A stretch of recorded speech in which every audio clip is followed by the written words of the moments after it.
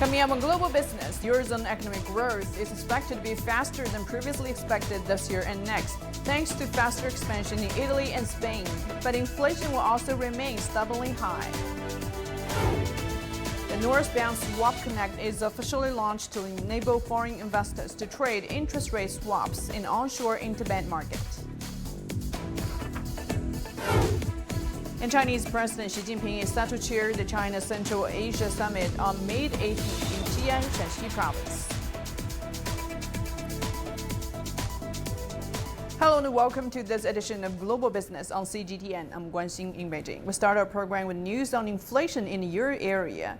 The European Commission's latest forecast on the Eurozone economy released today predicts higher than expected growth in 2023 and 2024, particularly in Italy and Spain. However, there will also be a surge in inflation to 5.8% in 2023 and 2.8% in 2024. The Commission attributes this mainly to workers' demands for higher wages and the consistent rise of minimum wages. The higher inflation rate could potentially undo any progress from the economic expansion, putting an added burden on the labor market, it said. Now, for more insights on the Eurozone economy, let's cross to my colleague Natalie Malgas in Brussels. Hi there, Natalie. Good to see you. So we've seen the EU's latest economic forecast, and it's good news and bad news, huh? That's right. Good news and bad news coming out of the EU's spring forecast. Overwhelmingly, the good news is there's growth. Things are looking a little rosier than they were initially anticipated during the winter forecast. In the spring forecast that we saw a little earlier, growth of 1%. That's up from 0.8% from the prediction in the winter forecast. On top of that, for 2024, things are looking at pinned at 1.7%. That's up from 1.6% forecast in the winter forecast as well. This is on a playground of the energy prices that continue to dwindle. As you mentioned, unfortunately, inflation remains a bugbear and stubbornly high, but there's growth and things are looking much rosier than they did initially. Some of the top performers of this year's forecast include Ireland. In fact, that is the top nation of the 27 countries of the EU, registering a growth of 5.5%. Unfortunately for Sweden and Estonia, they are forecast contracting GDPs. This is the second consecutive year that Estonia has recorded a contracting GDP forecast, but they are expected to rebound come 2024. For the powerhouse on the continent, Germany, things are looking a little slow with production and growth there only around 0.2%, and they're likely to pick that up. It's anticipated at around 1.4% next year, and they're followed by the likes of France that have a forecast of around 0.7% growth, and that they're hoping to double by 2024. Mixed bag of figures. And Natalie, how might this be received by the EU finance ministers who are meeting later today in Brussels?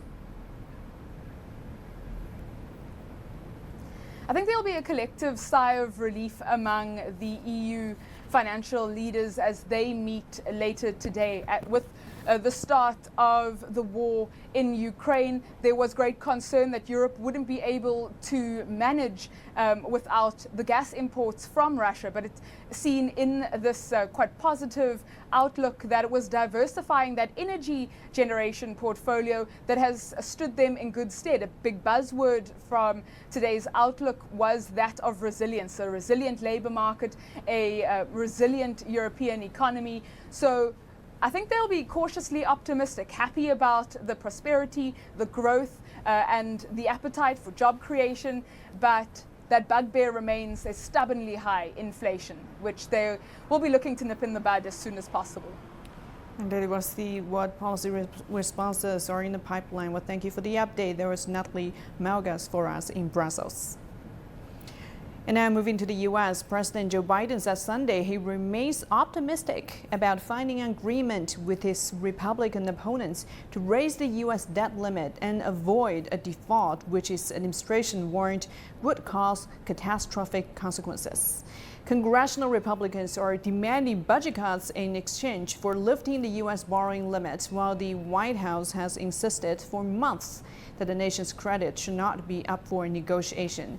Alarm bells are meanwhile ringing over the possibility of a first ever U.S. default, with uncertainty over the actual date the government would stop being able to pay its bills. The worst case scenario would be really catastrophic. But if the US actually defaults, the main challenge is, so number one, the credibility of US treasuries would be undermined. The value of US dollar would necessarily fall as a consequence. The ability of the government to engage in fiscal policy would also get substantially compromised. And one may think that this affects only the government, but in reality, the private sector relies through several channels. So, for example, private investment, corporate hiring, or US equities will be negatively affected for sure. There will be a spillover to other countries as well, because the US capital market is very much central. Moving on to some other business headlines from across the world. American retailers continue to shut brick-and-mortar stores, and this has been fueled by the work-from-home trend and rising cases of theft. A Stanford University study showed that distant working saves an average American worker $2,000 to $400 per year. Retailers, however, have been facing higher rents as inflation lingers. China's economic recovery will have a positive impact on the world economy, said Stephen Miller, Deputy Director of Britain's National Institute of Economic and Social Research. The institute has lifted its forecast of the world economy and expects it to grow 2.5% this year. And wholesale prices in Germany fell slightly both on a yearly and monthly basis in April, thanks to a more than 15% drop in prices of petroleum products. In the meantime, prices for fruit, vegetables, and building materials saw a double-digit increase from a year ago. And now we're heading for a short break. Still to come on the program. The northbound Swap Connect is officially launched to enable foreign investors to trade interest rate swaps in onshore interbank market.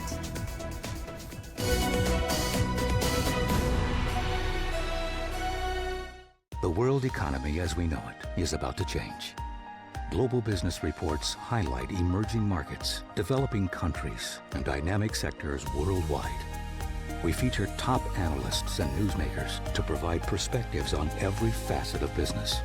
From an on-the-ground perspective, we provide you with balanced and objective assessments. Fast, sharp, and insightful. Global business, only on CGTN.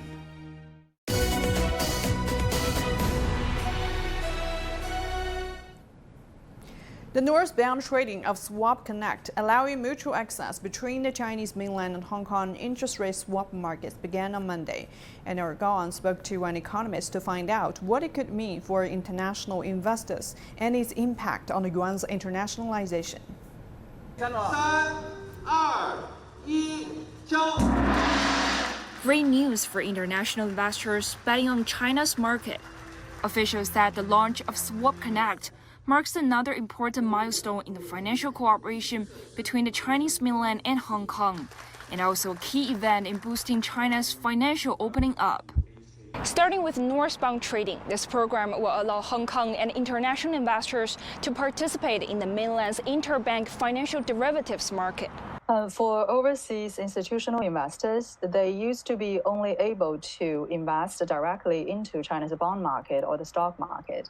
Now, the Northbound Connect provides a new channel for them to hedge interest rate risk, so that it's essentially extended financial investment into financial derivatives. According to the People's Bank of China, at the initial stage, eligible products will include interest rate swap contracts.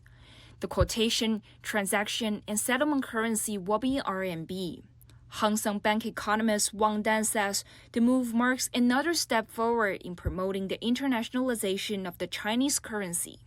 The purpose of such kind of financial connect is to mitigate risk and therefore stabilize the return for portfolio. And that would stabilize the expectation actually for the overseas financial institutions. So essentially, it can provide more opportunities for them to increase their holdings of RMB denominated assets. And as a result, we can expect a higher inflow of capital into China. Wang also said that establishing a better capital market requires both domestic and international participants. And providing effective tools to hedge risks in currency and interest rates is important. According to the PBOC, overseas institutions held 3.5 trillion yuan, or about $500 billion of the outstanding bonds in custody in China's bond market as of the end of last year. And now another move to better promote the high-quality opening up of China's financial sector. Gao Ang, CGTN, Beijing. Now, the move marks the latest development in China's gradual opening up of its capital market, and here is how it works. Market participants can bet opposite of where interest rate goes, thus having the need to enter into an interest rate derivatives contract where one counterparty swaps fixed interest payments for floating ones in the future, without any changes in underlying assets one's bond portfolio. Previously, international investors had access to onshore interest rate swaps, but not the onshore one. Now, on the Swap Connect, overseas investors can better hedge interest rate risks because onshore interest rate swap products compared to offshore ones showed lower volatility and tighter bid-ask spreads, eventually cutting transaction costs. China's bond markets have grown to become the world's second largest, and overseas investors make up just 2.2% of the growing pie. This time, Swap Connect is likely to be another morale booster for the market participants, including hedge funds who seek to trade China's growth. Meanwhile, renminbi assets are becoming increasingly appealing to foreign investors. In recent months, with the improved internal and external environment, foreign investment in China's securities has generally remained positive. In January this year, foreign net buying of domestic stocks hit a record high, and the balance of foreign holdings of domestic bonds rose on a monthly basis in March. Market participants believe that the characteristics of stable comprehensive return, high investment value, and strong diversified allocation demand of RMB assets will continue to attract foreign investors to China's securities market. In fact, RMB bonds will continue to attract foreign investors to include RMB assets as part of their asset allocation. Especially in the uncertain market environment, RMB bonds could be an asset that is favored in the long term. There is still plenty of room for foreign institutions to increase their holdings of Chinese bonds in the future. And now for more on the new Swap Connect and what it means for China's capital market, earlier we spoke to Xu Zhaoting, head of renminbi trading for global emerging markets at Deutsche Bank. Take a listen. China cash bond market has grown to the world's second largest bond market. And the China financial derivatives market is also the very large derivatives market in the world.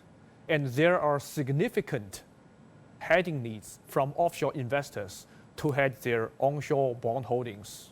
So Swap Connect schemes have actually provided there an option to access the China interbank derivatives market to hedge their interest rate risk, which is also important steps towards RMB internationalization. Well, Swap Connect has offered a second options for our offshore investors access into the China interest rate market, in addition to the current NDRS market. But the onshore interbank financial market, derivatives market, are much larger in terms of a type of counterparties, much better liquidities, and abundance of new products. So that is all very attractive to our offshore investors to access this long-awaited Swap Connect scheme. China's central bank said on Monday they will use all the tools available at its disposal to strengthen domestic demand. Reviewing its monetary policy, the People's Bank of China said it was necessary to improve the conditions for Chinese market players and take measures to stabilize growth, employment, and prices amidst a slowing global economy. The bank has already managed to create a healthy monetary and financial environment by improving the credit structure and loan growth. Despite the ongoing pressures such as supply chain bottlenecks, China has exceeded expectations with a quarterly GDP growth of 4.5%, it said. The annual Zhongguancun Forum is set to be held from May the 25th to 30th in Beijing this year.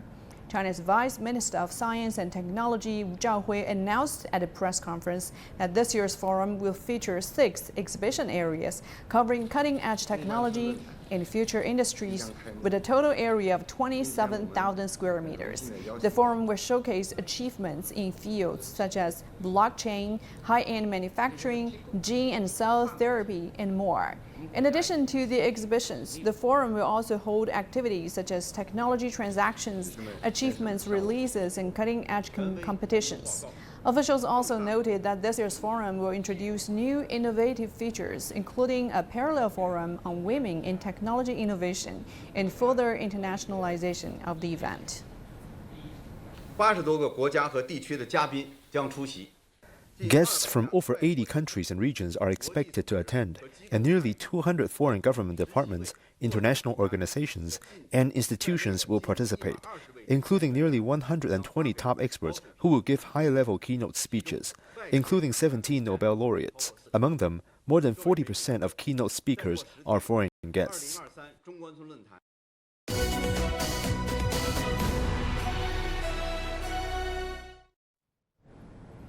The China Central Asia Summit is scheduled to open on May 18th in northwest Chinese city of Xi'an. President Xi Jinping will chair the event. His counterparts are from 5 Central Asian countries: Kazakhstan, Kyrgyzstan, Turkey, Tajikistan, Turkmenistan, and Uzbekistan. The Chinese Foreign Ministry says the 6 heads of state will review the development of China-Central Asia relations. They will exchange views on the construction of a China-Central Asia mechanism, as well as major international and regional issues of common concern. The Foreign Ministry says the summit will draw a new blueprint for relations between these neighbors. The gathering in Xi'an is expected to pave the way for stronger economic ties, infrastructural development, and cultural exchanges. Let's hear what officials from Central Asian countries have to say. Railway construction has been planned between China, Kyrgyzstan, and Uzbekistan. I think it has huge potential, and it makes alternative sources and the search for alternative markets, as well as access to the sea, possible. The countries of Central Asia, supported by China, are finding new ways in markets and access to the sea. The China-Kyrgyzstan-Uzbekistan railway will primarily benefit cargo transportation, shortening the distance by 900 to 1,000 kilometers. The project will also allow the transport of goods through Uzbekistan to European countries much faster and more cheaply than before. By June, we plan to issue a study on technical feasibility and define sources of financing. When it comes to cooperation in tourism, we are very glad that Chinese companies, airlines are also have revived their flights to Uzbekistan, especially, for instance, Lung Air. It has restarted the flights, and we know that those flights are full. And we hope that we have a target of attracting 100,000 Chinese tourists to Uzbekistan. I think the high-level visit is, of course, the pinnacle of it, but we have good projects that are being planned both in China and Uzbekistan, commemorating the 30th year of diplomatic relations and cooperation. We can also see that China is playing a very important role as a trade enabler, as a major investor in the entire Central Asian region. And projects that China is implementing in Central Asia are contributing to making the region more connected. We are not limited with just infrastructure. We can look at all various different avenues, including agriculture, power sector, healthcare, education. 2022 marked the 30th anniversary of diplomatic relations between China and the 5 Central Asian countries: Kazakhstan, Kyrgyzstan, Tajikistan, Turkmenistan, and Uzbekistan. Jointly, these nations have vowed to build a community with a shared future. Over the past 3 decades, these countries have also fully deepened cooperation in various fields, based on the principles of mutual respect, mutual benefit, and win-win cooperation. China is Central Asia's largest trade partner. Statistics show that in 2022, the trade volume between China and the 5 Central Asian countries reached a record high of over $70 billion, a year-on-year increase of 40%. By the end of 2022, China's direct investment stock to the 5 Central Asian countries reached nearly $15 billion. These trade relations date back to an ancient trading route, the Silk Road. The corridor first emerged more than 2,100 years ago during the Han Dynasty. China's envoy Zhang Qian twice visited Central Asia, opening the door to friendly engagement between the two regions and establishing a bridge between East and West. Entering the modern era, the Belt and Road Initiative brings China and Central Asia even closer together. Under this economic cooperation framework, China and Central Asia have built extensive infrastructure links with a multi-dimensional transportation network composed of road, railway, aviation, and oil and gas pipelines. The flagship China-Kazakhstan oil pipeline transported 165 million tons of crude oil to China by the end of 2022. Another key project, the China-Central Asia gas pipeline, has delivered over 423 billion cubic meters of natural gas to China since it began service in 2009. It also provides nearly 10,000 job opportunities to the countries it runs through. The natural gas we import from Central Asia can benefit nearly 500 million Chinese residents in over 20 provinces, cities, and regions. Such an amount of clean energy guarantees and propels the economic development of China as it looks to realize carbon peaking and carbon neutrality. Joint cooperation and connectivity has also brought tangible benefits to people in these 6 countries. More transport potential is being unleashed from the China-Kyrgyzstan-Uzbekistan highway and the China-Kazakhstan-Uzbekistan railway. Another vital link between China and Central Asia. The China-Europe Railway Express made over 65,000 trips with 82 routes in operation by the end of 2022. Traveling all the way through Central Asia, the trains reached over 200 cities of 24 countries in Europe. These transportation projects have greatly facilitated cross-border logistics among Central Asian countries and shortened transportation time, thus transforming countries along the route from landlocked to land-linked. The cooperation between China and Central Asia is multifaceted. During the 4th China-Central Asia Foreign Ministers meeting in April, the 6 parties agreed to tap new growth drivers in agriculture, new energy, e-commerce, green and digital economy, and high technology. China's Alashankou port in Xinjiang's Portala Mongolian Autonomous Prefecture is a key port connecting the country with Central Asia and even Europe. And Zheng Songwu visits the area to learn more about how it's boosting trade and bringing countries closer together. Alashankou port was built in the 1990s and is now a vital bridge connecting China with the outside world. Import and export cargo in 2022 was 25 million tons, half of it traveling by some 8,400 freight trains, including some 6,200 linking China with Central Asia and also Europe. This year, import and export cargo is expected to rise to 26 million tons, with 30% of that figure already completed by the end of April. Food, electronic products, and daily necessities are just some of the items transported here every day.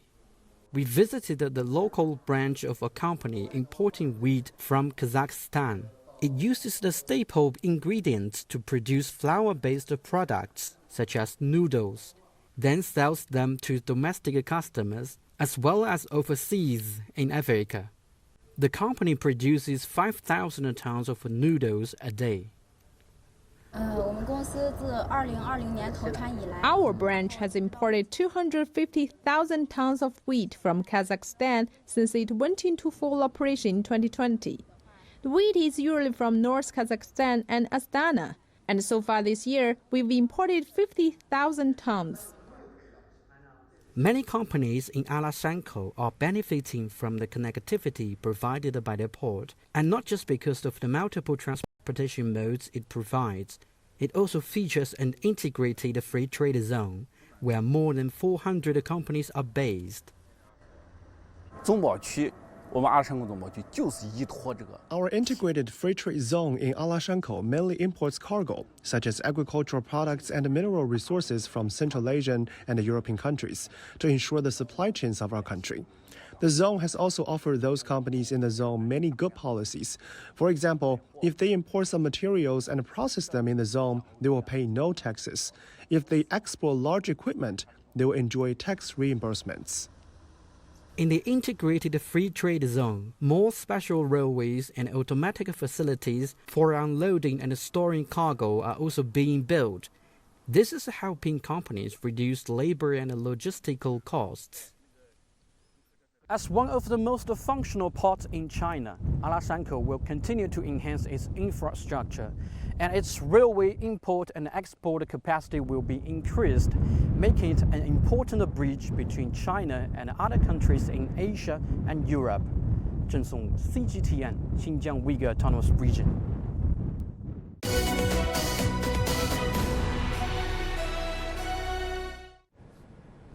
The China Central and Eastern European Countries Business Council held its 7th meeting on Monday. The talks were part of a series of activities for the 3rd China CEEC Expo.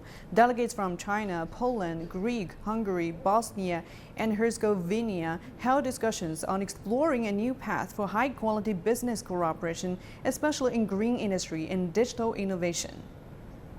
China and Hungary historically has very good and progressive business cooperation. And it's one of the most connected countries with China with direct airlines. Hungary received lots of investment from China, especially in the field of automotive industry and battery manufacturing. I see that more and more electronic car and the EV vehicle manufacturing are also coming to Hungary. Hungarian companies certainly also has interest to export and bring their products and services to the Chinese market, because they realize that China is a big market, and that's why the Hungarian cooperation in the framework of the CEC is a very good opportunity for both business people to invest and explore and do business in the other country. And that would do it for this edition of Global Business here on CGTN. Thank you for being with us. The Point with Liu Xing is coming up next. Stay tuned.